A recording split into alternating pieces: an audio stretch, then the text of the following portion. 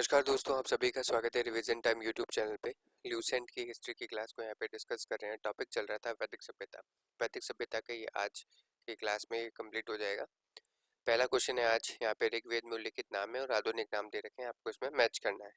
ठीक है, तो इसमें पहला आ जाता है जैसे पुरुषणी रावी नदी को कहते थे, शत्रुदी सतलज नदी को कहते हैं, अस्किनी चिनाव को और विपाशा व्यास नदी को कहा जाता है। तो पहले आंसर सही है इसका। नेक्स्ट क्वेश्चन आता है संस्कारों की कुल संख्या कितनी होती है। तो संस्कारों की कुल संख्या 16 है। ठीक है, सूची 1 सूची 2 को मिलान करना है यहाँ पे।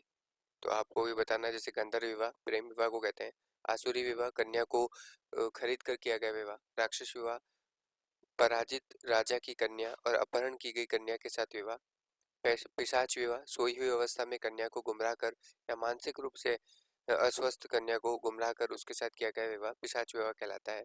तो इसका सही आंसर जो हो जाएगा पहला हो जाएगा। तीन ऋण में जो शामिल नहीं है वो कौन सा होता है। मातृ ऋण शामिल नहीं है, देव ऋण पितृ ऋण और ऋषि ऋण होते हैं। ठीक है, नेक्स्ट क्वेश्चन जो आता है ऋग्वैदिक काल से संबंधित मृदभांड की संस्कृति क्या है। तो मृद इसमें गेरुवणी मृदभांड होता है, संस्कृति होती है।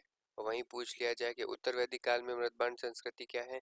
तो उत्तर वैदिक काल की मृदभांड संस्कृति में चित्रित दूसरे मृदभांड होते हैं, ये याद रखना है आपको।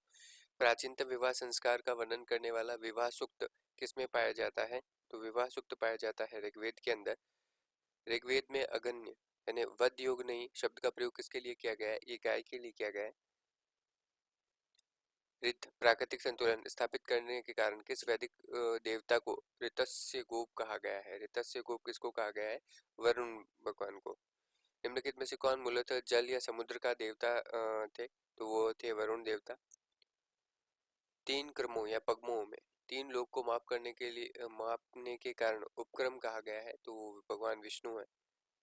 गायत्री मंत्र की रचना किसने की थी, विश्वामित्र जी ने की थी। अवस्था और ऋग्वेद में समानता मिलती है, अवस्था किस क्षेत्र से संबंधित आता है। तो ये अवस्था जो आता है वो ईरान से संबंधित है। निम्नलिखित में से कौन सी एक ऋग्वैदिक आर्यों की लाक्षणिक विशेषता नहीं है, वो आपको बताना है। तो ये अश्वों रथों और कांसे के उपयोग से परिचित है, सही है। लोह के उपयोग से परिचित है, ये गलत है। ये गौ से परिचित है और संपत्ति का सर्वाधिक मूल महत्वपूर्ण रूप थी। ये ताम्र और आधुनिक हल और फाल से उपयोग से परिचित थे, ये भी सही है। ये लोगों से परिचित नहीं थे। आर्यों के आर्कटिक होम सिद्धांत का पक्ष जो आता है वो किसने लिया था, वो लिया था बीजी तिलक ने। ऋग्वेद में कितने सूक्त होते हैं। तो सूक्तों की संख्या यहाँ पर पूछी गई है, वो 1028 होते हैं। पूर्व वैदिक आर्यों का धर्म मुख्यतः क्या था। तो वो था प्रकृति पूजा और यज्ञ करना। शतपथ ब्राह्मण से संबंधित राजा विदेह माधव से संबंधित ऋषि जो थे वो कौन से थे, गौतम रहुगण। प्राचीन संस्कृत व्याकरण ग्रंथ अष्टाध्यायी के लेखक कौन है, पाणिनि। निम्नलिखित में से किसके आदि काव्य के नाम से भी जाना जाता है, आदि काव्य किसे कहा जाता है। तो रामायण। इस तरीके से ये जो वैदिक सभ्यता का पूरा टॉपिक हमारा कंप्लीट होता है। आप सभी का यहाँ तक बने रहने के लिए